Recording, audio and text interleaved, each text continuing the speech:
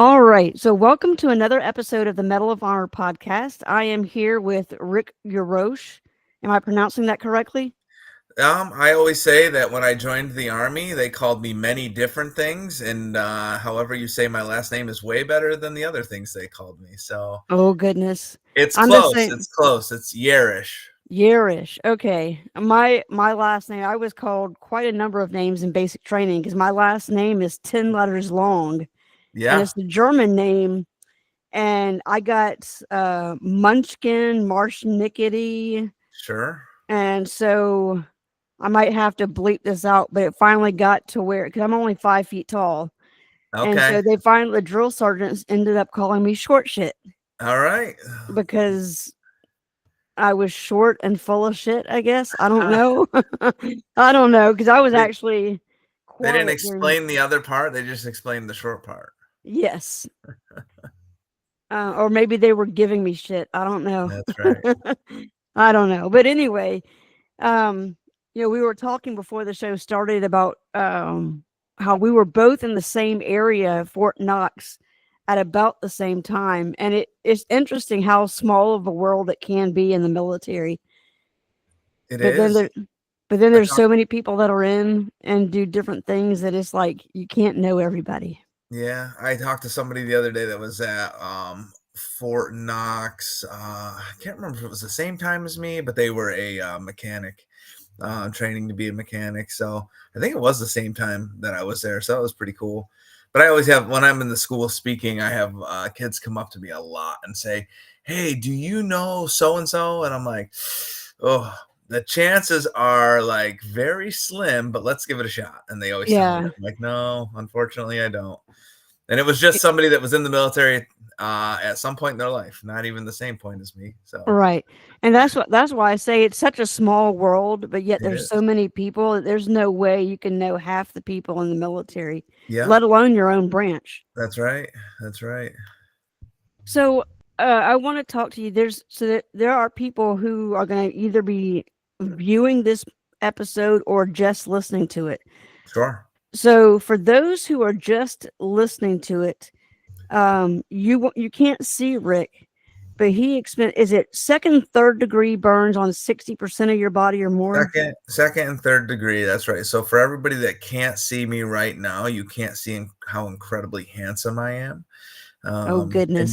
you're missing out. You're missing out. See what happened was. Yeah. So yeah, So 60%, second, third degree, my entire face, my ears are gone, my nose is gone, my hands are extremely different, obviously, and we always, in the description of me in a lot of places, it says I lost the use of my hands, which I lost the use of normal function in my hands, but I still do use my hands for everything, even though my hands, if you saw them and saw how much they move, they really just don't. So for those that can see, that's the only motion that I have. But I figure out how to do everything with them. so then overstating the obvious, you can't write. I Or can can write. you? You I can? can. I Okay. can. You know why I can? Why? Because I want to.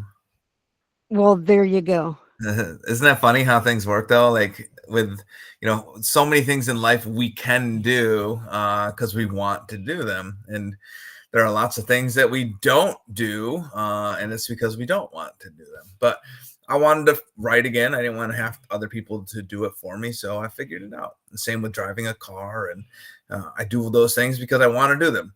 And I always use the example of a friend of mine, Alejo, who lost both of his hands from burns that were really bad. And I saw him play video games, and not just play video games, but play video games extremely well. And I asked kids, I said, "Why do you think he plays video games?" And at this point, they kind of get it. They're like, "Oh, because he wants to." That's right. And if you want to do something, yeah, figure it out. And Alejo plays with his feet, and it's Oh just wow. amazing. Yeah, it's amazing. It's amazing.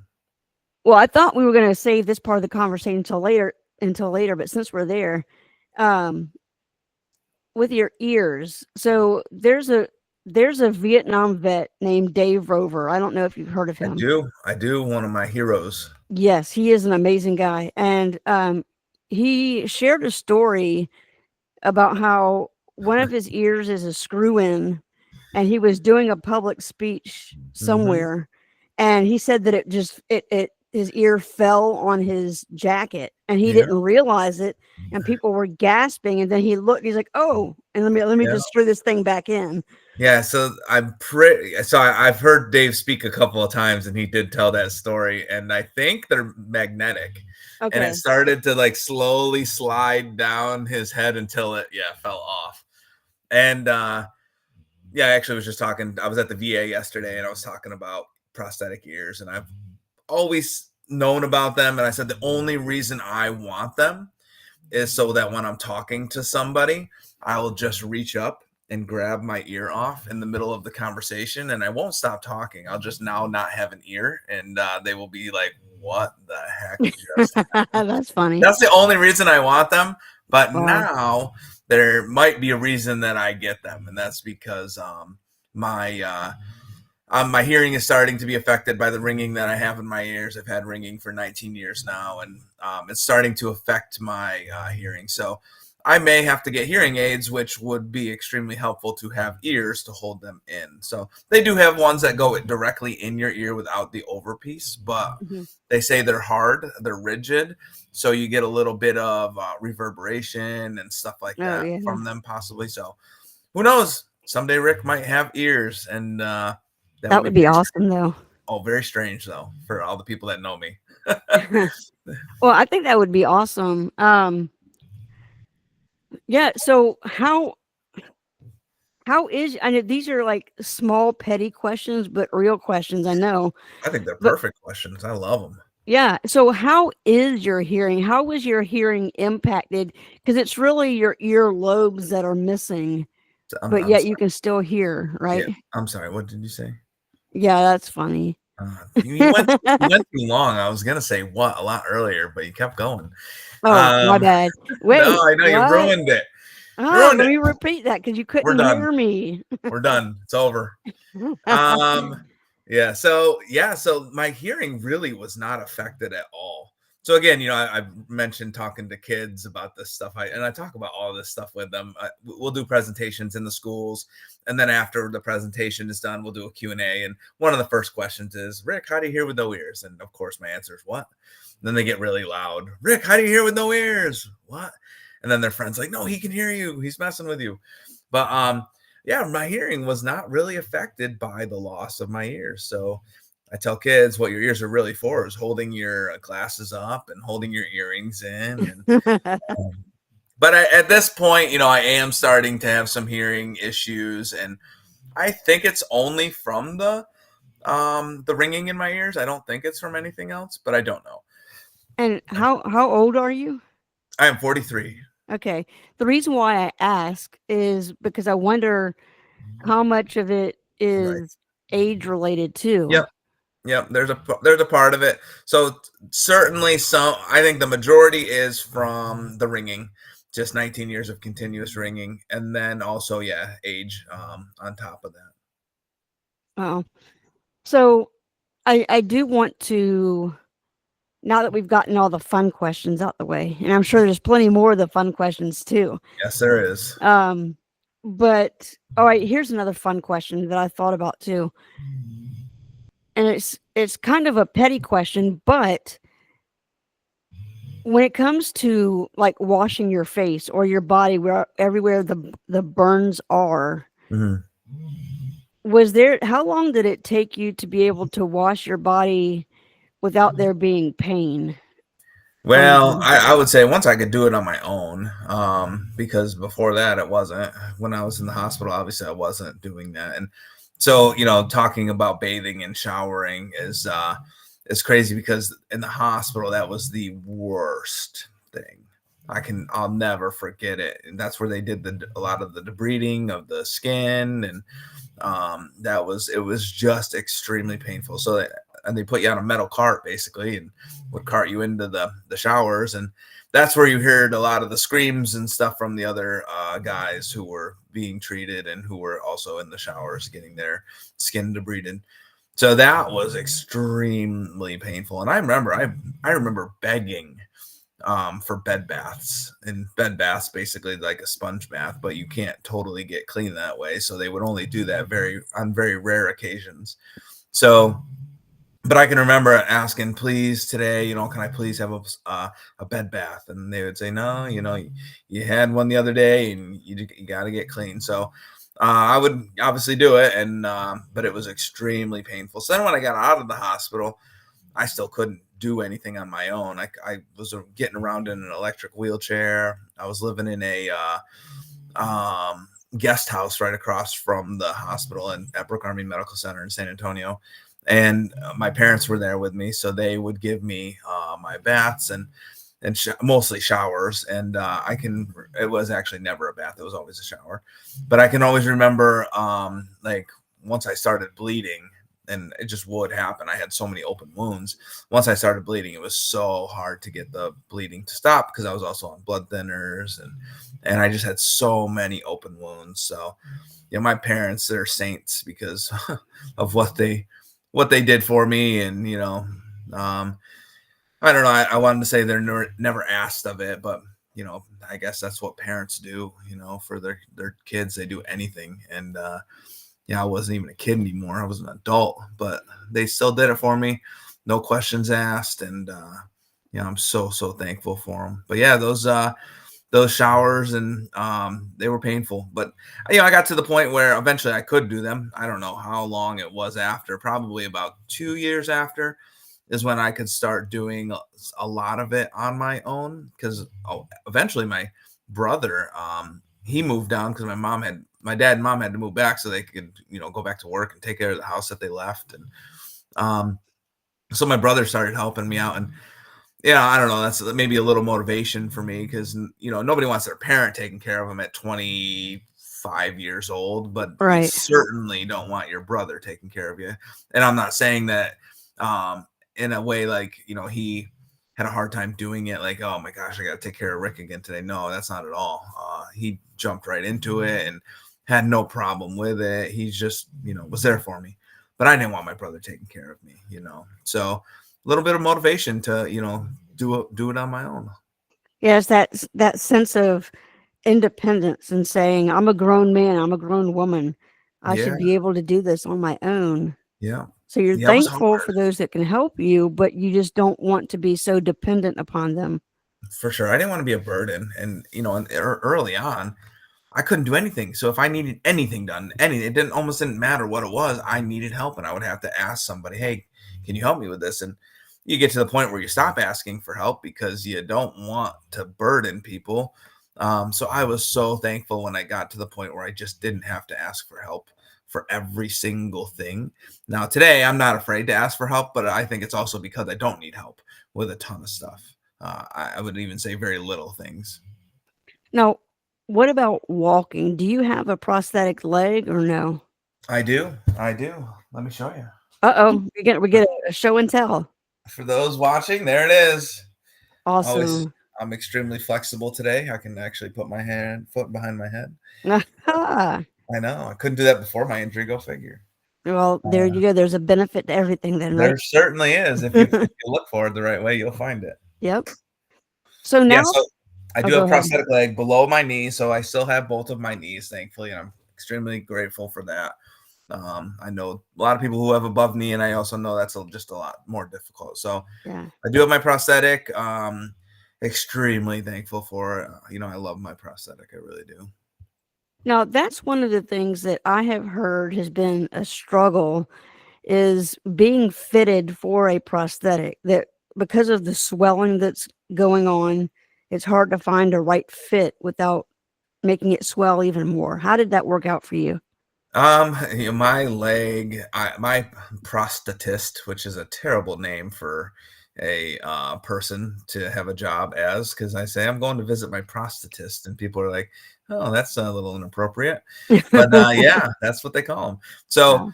they're awesome, but my leg changes size constantly throughout the day, so. I go in and I have a prosthetic made, and by the end of the day, I'm wearing 10 or 15 ply socks sometimes. That's not Oh, good. wow. Yeah, so they say I think the number is around 12. If you're hitting 12, you need a new prosthetic.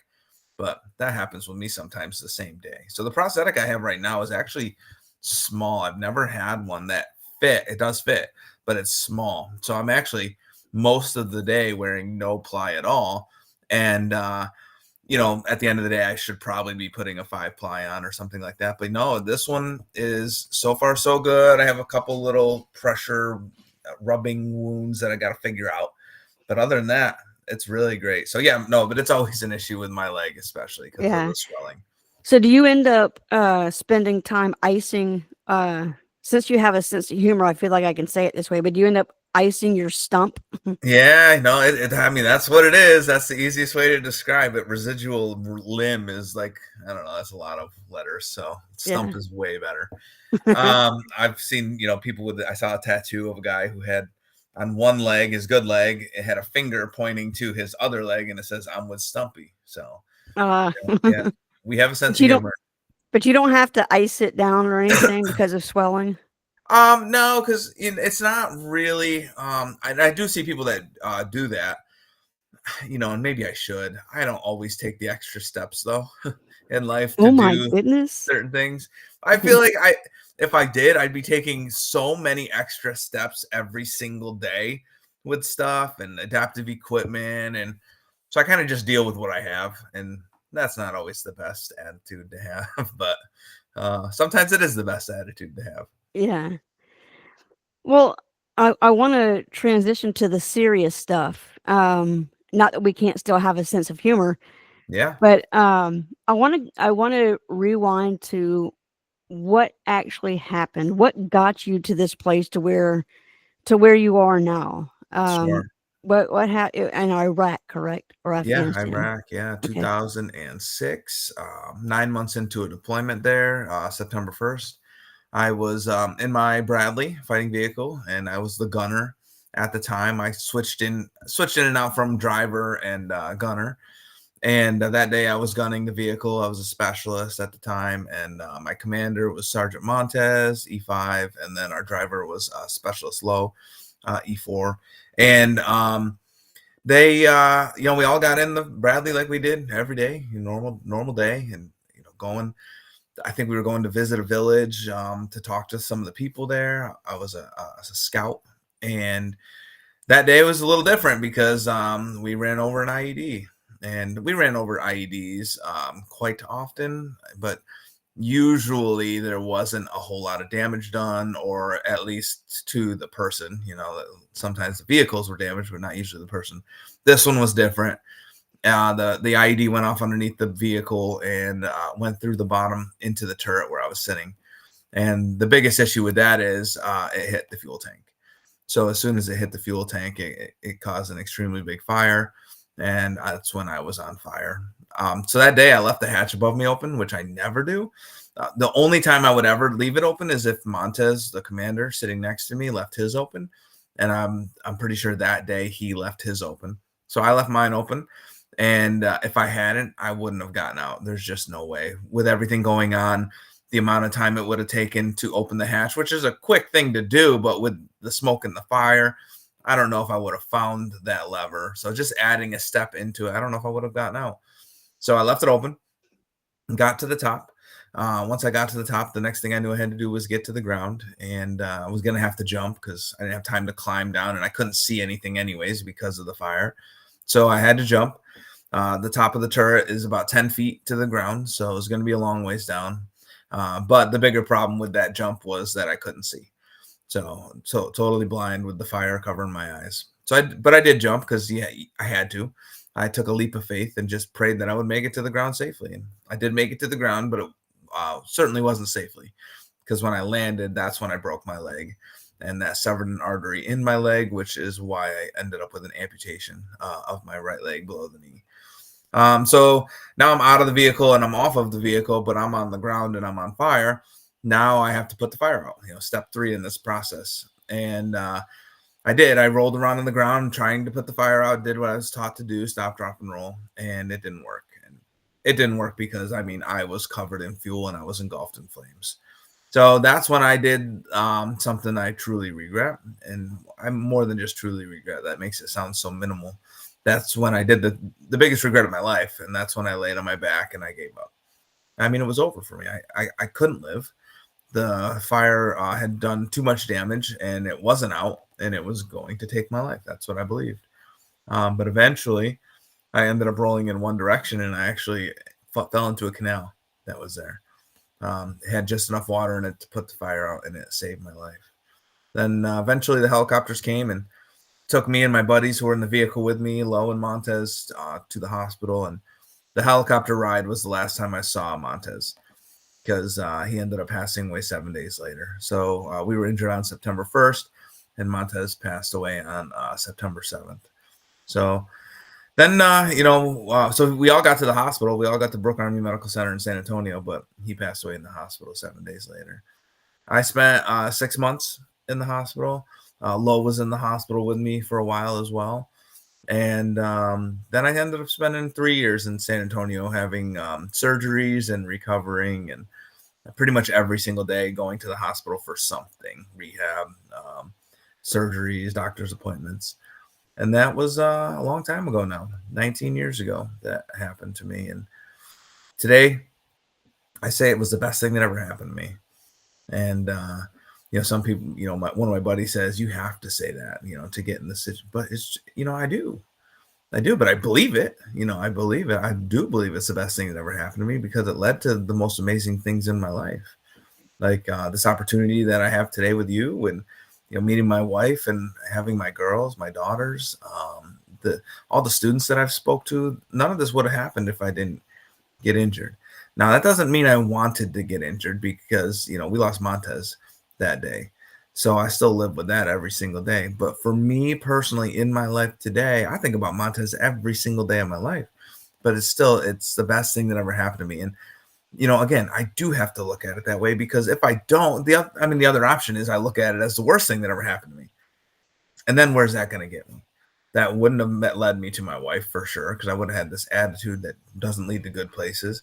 I wouldn't have spoke to 2 million students and if I didn't meet my wife, that also means I don't have my daughters. So, I'm not only here because of what happened, but I'm also here because, I took something that was awful.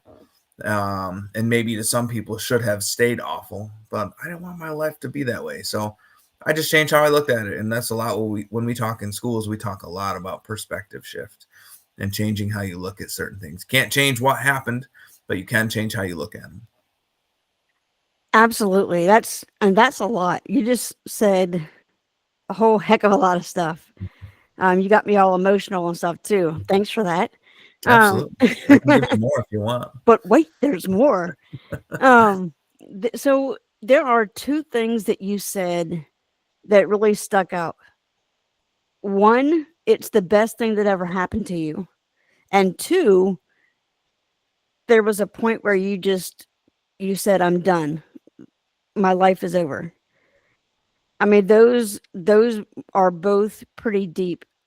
I want to ask you about the point in time that you say you regret the most. How did that pan out? And when I ask that, I mean, you got out of the Bradley, you jumped 10 feet. So you were working on getting to safety and putting that fire out. And you went from that to trying to survive to saying, I quit. How do you,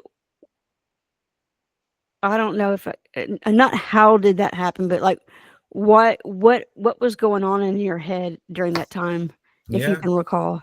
Yeah. So, I mean, natural instinct is to survive. Like that's the first thing. So I was going through the motions of survival. I was getting out of the vehicle. I was getting away from the fire and then I was going to put the fire out and that's what I was doing. But I mean, so the hopelessness that I felt came from the fact that I couldn't put the fire out. Unfortunately to survive, it was a 3-step process and much longer process, but that part of the process was 3 steps. Get out of the vehicle, get off of the vehicle, put the fire out.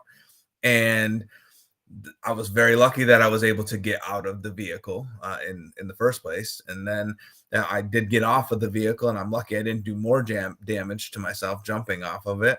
I could have landed on my head. I could have broke my neck. There's a lot of things that could have happened. I just happened to break my leg. But unfortunately, the third part wasn't going to happen. That's what I got to because I rolled. I tried to put the fire out. I did the one thing I was taught: stop, drop, and roll. And it didn't work. So at that point, it was just like, what else do I even do? I couldn't stand up and run. My leg was totally shattered. I tried to stand up, and it was brutal. The pain I felt was brutal. I couldn't stand up. It was just not happening. But even if I could stand up, where was I going? I couldn't see anything. So that's why I gave up. There's no excuse for that. None at all. I will never give up again, ever in my life. There's no excuse for giving up. And listen, and I know people that are dealing with really difficult things in their life that maybe have an end result that, this is it. I don't care. Fight till the end. I don't care. And, that's coming from somebody who did give up, but it'll never happen again. I will fight until the day I'm gone. That is a tough one. Somebody with a terminal illness or something like that, and they know what the end result is. I don't care. Fight it till the end. Fight it till the end. Now, that's not false hope either, I don't think. I don't believe that's a sense of false hope. It's just, staying alive a little longer every single day and having a purpose every single day. Now, what difference can you make if you live one more day? I don't know. So, again, that's a tough one because my whole recovery was me recovering. I wasn't dying. I was thankfully getting better. At one point, there was a kind of a turn at some point that happened. But so it's hard to talk to people who know that this is it. This is really it. But at the same time, I have to say something, and my something is fight until the end, every single day. And again, that's not a false hope. That's not I'm gonna live through this. I mean, there is some of the idea that what, I know the reality here, but I'm still gonna fight it until the very end. Yeah, and you kind of answered my next question because there are so many people out here, and I'm one of them. I've had some pretty dark places that I've been where it seemed like there was no hope. So, what do you tell that person who is dealing with whatever it is, whether it's some injuries like you did or the loss of a battle buddy, whatever the case may be? How do you encourage that person to say you can do it? So the easiest one out of all of those, unfortunately, but it's the loss of someone close to you. I miss Montez every single day. I say his name every single day. I think about him every single day. But I say that's the easiest. It's the hardest one for me to deal with, but it's also the easiest one for me to. I don't know how to word it exactly, but I'm just gonna go into why I'm saying I can't even think of how I'm wording it. But I know that Montez is looking at me today from above and thinking, you know what, Rick, live your life. He's not thinking like, hey, mourn me every single day so that your life is miserable. And I just know that. I know that. Like if he's looking down on me, he's not wanting to see me sad and having that affect my life in a negative way. He wants my life to be good. And the only reason I know that is because if it was reversed and I didn't make it and Montez was still here, then I would be saying the same exact thing. Live your life, Montez. Do your things. So, not easy to deal with because I lost my buddy and, his family lost their son and brother. But I know. And, so I had this weird moment where I had guilt that I didn't have survivor's guilt. I didn't have survivor's guilt. And I don't know if I didn't have survivor's guilt because Montez is pushing me along and be like, dude, stop. Don't even do that. I don't know. Maybe that's part of it. But I never had it. And I felt guilty that I didn't. But again, I know Montez doesn't want me to feel guilty. That is for sure. So when you lose somebody, that's what I think about. That person doesn't want you to feel guilty that you are still here and they are not. I just know that that's how it would have been. So, But yeah, that was a tough one for me. Like having the guilt that I didn't have survivor's guilt. Like, oh, I feel like I should feel guilty. That's the way it's supposed to be. Montez isn't here and I am. And but again, I know Montez wouldn't want me to feel that way. So there was more to your question. Do you want to go back into it? Well, no, that was Piece. awesome. Yeah, but the other piece that I want to look at too is you also said that this whole event was the best thing that could ever happen to you. How can you say that when you have experienced so much physical hurt and pain and the loss of a limb? How is it the best thing that's ever happened to you? Man, if there's no reward to losing your life, your limbs, your leg, your hands, your fingers, if there's no reward to all of it, then what is it? Then why do you go through it? That's my reward. Is all of those things that came from what happened, those are my rewards for going through something really difficult. And when we go through difficult things in our life, like we all do, we all have difficulty in our life, especially us that are older and have experienced a lot in life. We all deal with difficult things, but there's a reward for getting through those things. Now you have to see them that way. I don't have to look at the fact that I met my wife because of my injury, but I did. I would never met her if I didn't get injured. I probably would have stayed in the Army. I would have never moved back home. That means I wouldn't have my daughters. So you got to tie things, good things in your life to the things that you're not going to forget, the negative things. Then those negative things, they aren't so heavy because then you realize, you know what? Oh, if this didn't happen, I wouldn't have this and this wouldn't be in my life.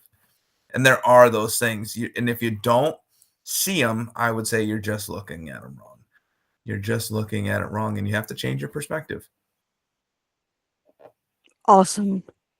And I get that. Um, because like I said, I'd been in some pretty dark places myself, and being on the other side of it, I get what you're saying because the event, I think, made me a stronger person. So I definitely see what you're talking about. And it will make you a stronger person if you allow it to.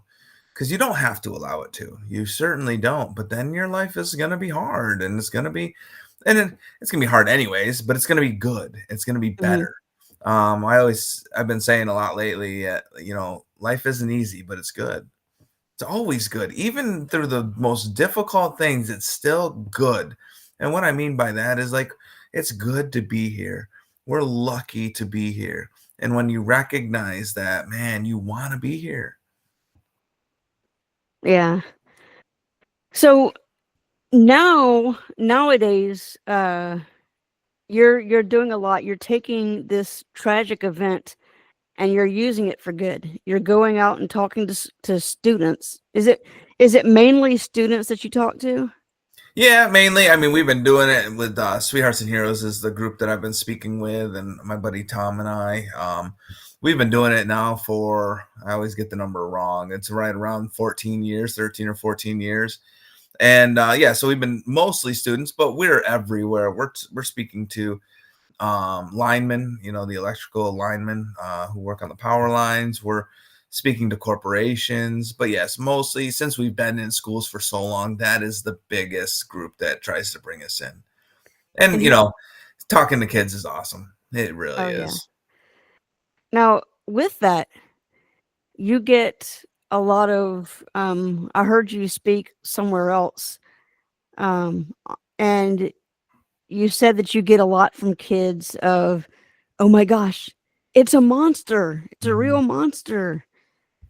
Yeah. How do you combat that? How do you maybe bridge that gap of, no, I'm a real person, I'm not a monster. Well, I know who I am today, so that part's easy. That is the easy part. And at one point, that was the hard part. Um, but there are still kids that see me that way. I had one yesterday who, she was crying because of the way I looked. It bums me out, but it doesn't bum me out for me. It bums me out for her. Like I'm bummed that she is sad that she saw me, but that's not me. Like I'm okay. I'm just bummed that she feels that way. So, I mean, that's empathy. And, we have, I have a lot of empathy for people. But at one time, it was more about me. I felt bad for me. No, man, I don't want to make kids afraid. And I should probably go out in public. It makes me feel bad too. But listen, early on in this whole thing, I just figured out that that's what kids see. They don't know what else to see when they see me. They know what a human being looks like, and it looks like you. Ears, nose, hair, hands, legs. Like, I don't look like that. So a kid, I can see them thinking about it. I can see them trying to put things together in their head. Like, what am I seeing? And unfortunately, in the end, I think a lot of the times it gets to, oh, that's a scary monster. Because if you described me to a child without seeing me, that child doesn't see me, and you talk about my hands, how they look, missing fingers, and they talk about my hair. I only have half a head of hair, no ears, no nose. I don't know if you use the word scars or whatever, but one leg, like, that child is drawing some type of monster in their head. I mean, that's the way it's done. So, but I understand that too.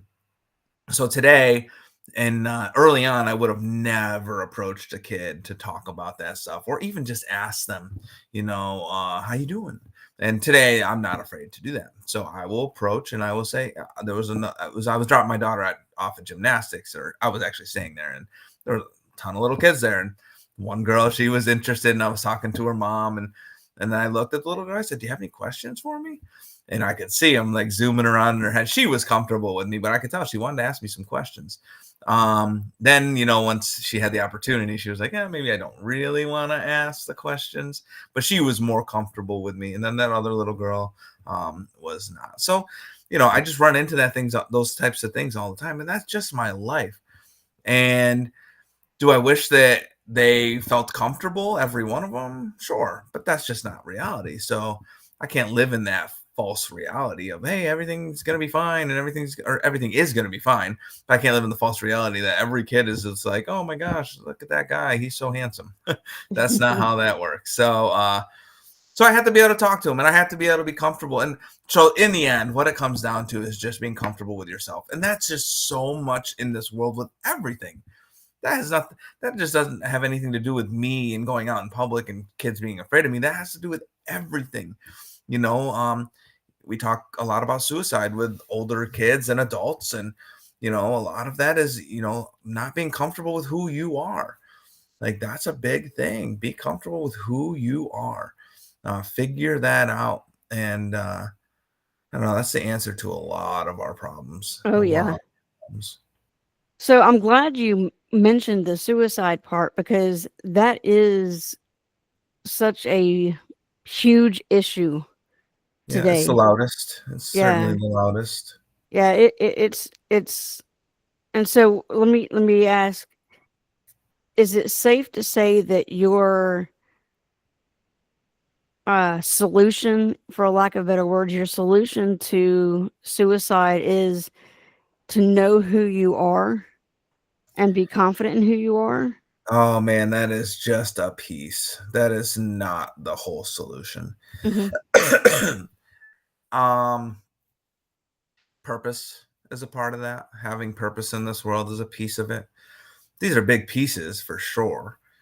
And even, I guess, even if any of these pieces are extremely strong inside of you, then you won't do that.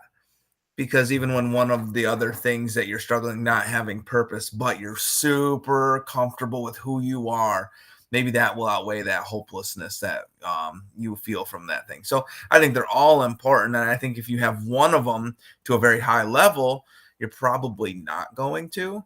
But we should have pieces of all of them. Having that purpose. Purpose is so important. Being comfortable with who you are, and that's acceptance, and acceptance of yourself. Having a strong support system is another thing. That's one of the things that we talk about. Sweethearts and heroes is those sweethearts in your life. Like, who are those people that push you even when you're really uncomfortable? Who are those people that push you to make you better? And that's what those sweethearts are. They're the carriers of hope. So do you have those people in your life?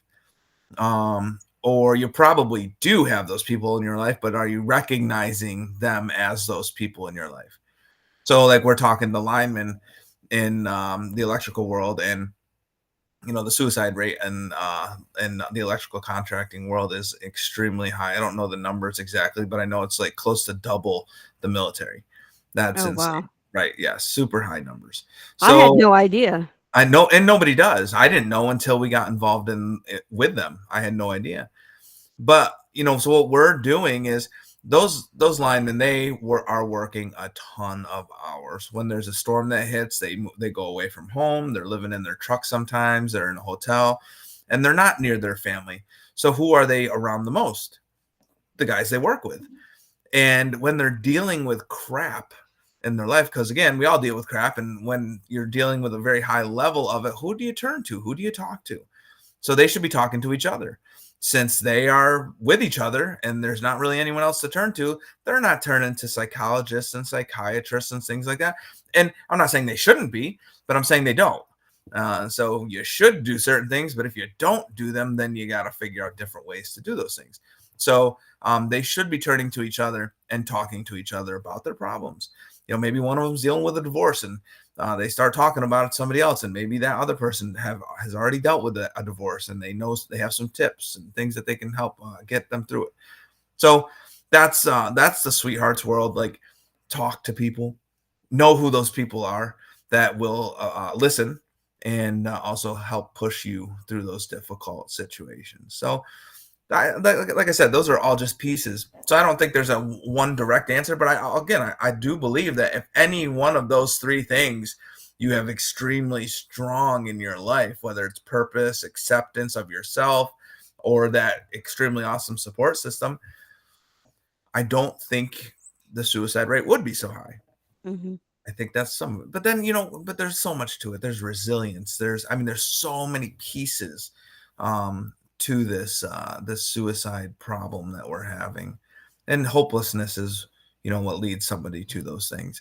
And also, we know that when somebody makes a decision to commit suicide, they usually do it within 10 minutes. So they've made the decision, and then within a 10-minute window is when they do it. So if they can get through that 10-minute window, they're okay for the moment. I'm not saying they're okay forever, and I'm not even saying they're okay for the next day, but at least you made it through that moment. So you have to be able to make it through that moment. And that's where the people in your life come into play so much. Like, if you know somebody's really in a bad spot, really tough spot, talk to them. Be there for them. Don't just say you're there for them. When somebody texts you and, hey, I'm having a hard time, like, hey, you need anything, let me know. What they're saying when they texted you that was they need something. They're not just that. And I know that's the easy response. Like, hey, if you need anything, you just let me know. They need something. And call them up. Show up at their house. I don't care what it is, but they need you for maybe 10 minutes. That's it. Just to get them through that moment. That's all. So, yeah, so that's where that support system comes in, especially in that 10 minutes. And I want to do a shameless plug, not Yeah, for me, but for the 988 line. sure. For people who feel like they don't have anybody in their life, 988 is a great place to start. If you're, especially like you said, in that 10-minute window, if you need to talk to somebody, but you don't have anybody in your life, you can call, text, or chat with that 988. So I would encourage people, when you feel like you're all alone, you're not. There's always somebody you can talk to. And I do want to emphasize too what you said about reaching out. It's reaching out on more than just one level. If you're the one that needs the help, reach out and talk to somebody. If you know somebody that needs help, reach out to them and talk to them, because you could be that saving grace for that person. Yeah. But that's my 2 cents shameless plug. It's not a shameless plug at all. It's a nice plug. No, with hope. Yeah. Now, hope is an acronym. Tell me about that acronym. Yeah. So HOPE stands for Hold On, Possibilities Exist. And that's what I was talking about earlier with those rewards. Like, you hold on, which isn't easy because that's patience. And now everyone knows that patience isn't easy. But holding on in this world, and in my world was, holding on to life, but holding on to a lot of things, holding on to hey, I'm going through something difficult with something that I love a lot, and I think I'm just gonna let it go. Well, maybe fight for it for a little while, and then see what the results are, see what the reward is. Don't just give up the hope that you had in that situation. But I also understand that there are times to move on in life from certain things. So that's a different conversation. But hopelessness can lead to a lot of things. Suicide's the biggest of them, but drugs and alcohol, substance abuse, bad relationships, you know,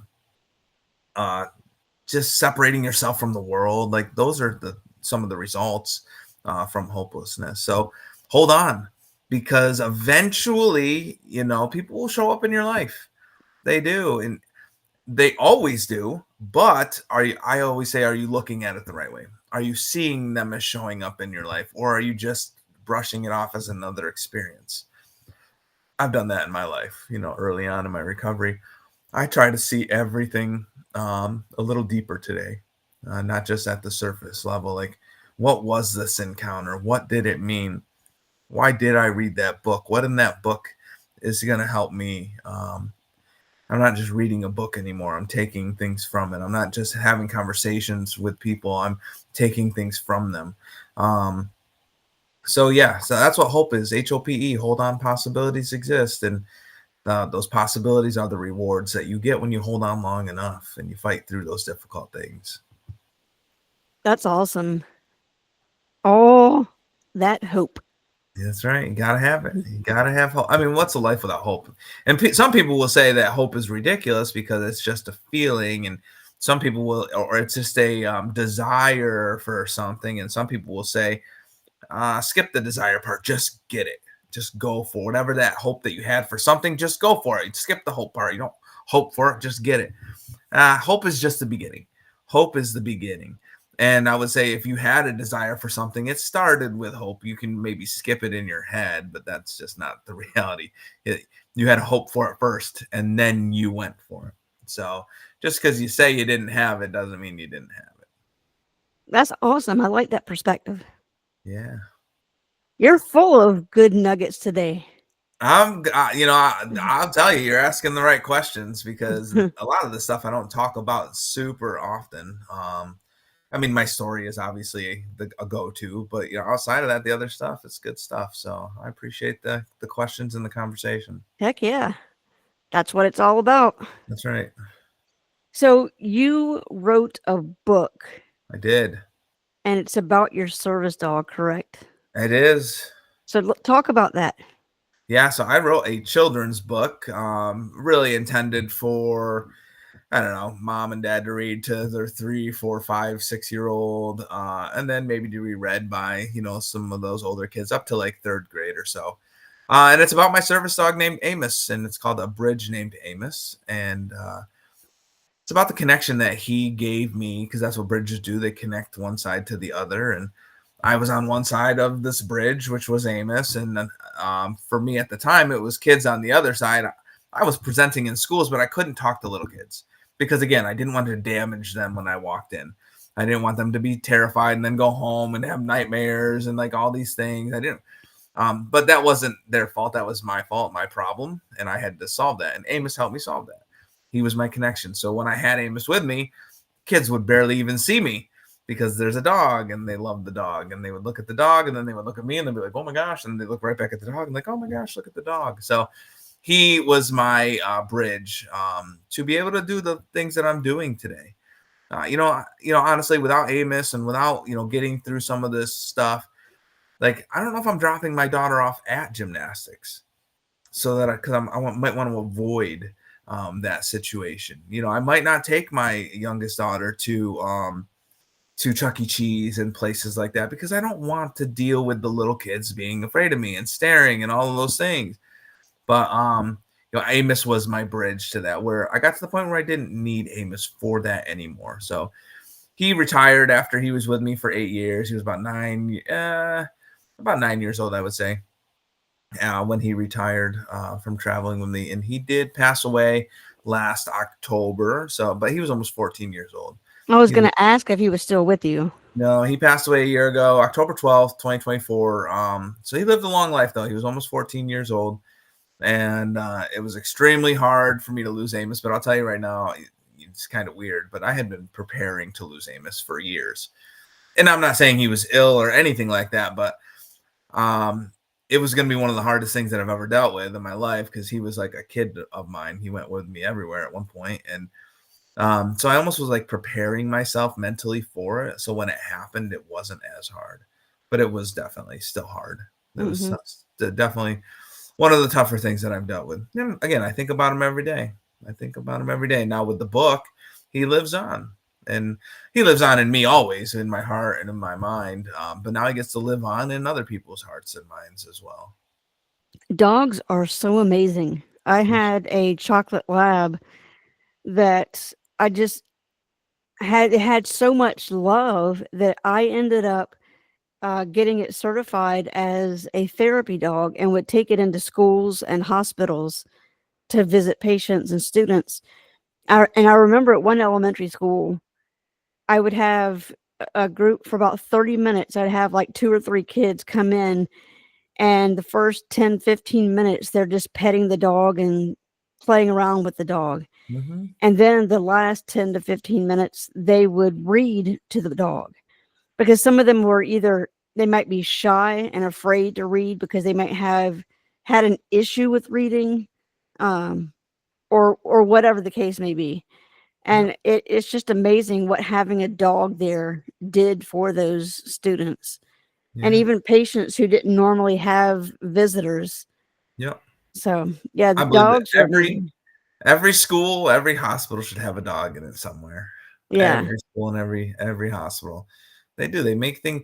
I always say with a kid who's having a hard time managing things, a service dog who has a really great temperament makes things manageable for that kid. You can put them in a room with that dog and they go to their level and they calm down because the dog is calm. And it's just and then now they can listen to the adult or whatever that maybe they were having a hard time with. So yeah, I believe that dogs are just awesome creatures. We have 2 dogs still. We have my yellow lab. So Amos was a black lab. We have a yellow lab, Toby, and I'm sure the listeners have heard him snoring throughout because he is extremely loud snorer. And there's a couple times I've had to turn to him, Toby, and that usually wakes him up and stops snoring. And then we just picked up a puppy the other day. It's a Newfoundland. He's going to be a big boy. And I have debated. I don't need a service dog anymore. And my biggest reason for Amos even was I needed a companion. I didn't have, I wasn't married. I hadn't met my wife yet when I got Amos, and I traveled a lot, and I couldn't travel with just a normal dog, and I couldn't leave a dog at home because that's wrong. So a service dog was my solution. So I'm debating on training the Newfoundland to be a therapy dog.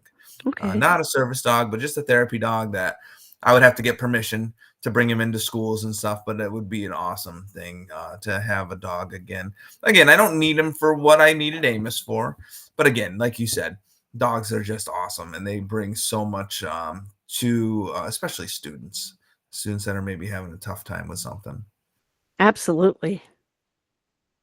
Well, it has been such a pleasure talking with you. I have really enjoyed the conversation. Same. We All should do it right. again. Episode 2. Yes. Episode 1.5. 3.0, whatever. 3.0. Who knows? Y2K. Oh wait, that was something that. Yeah, I think we're past that. Hope not to see another one. Just saying. All right. Well, I am going to cut the recording here. Manage.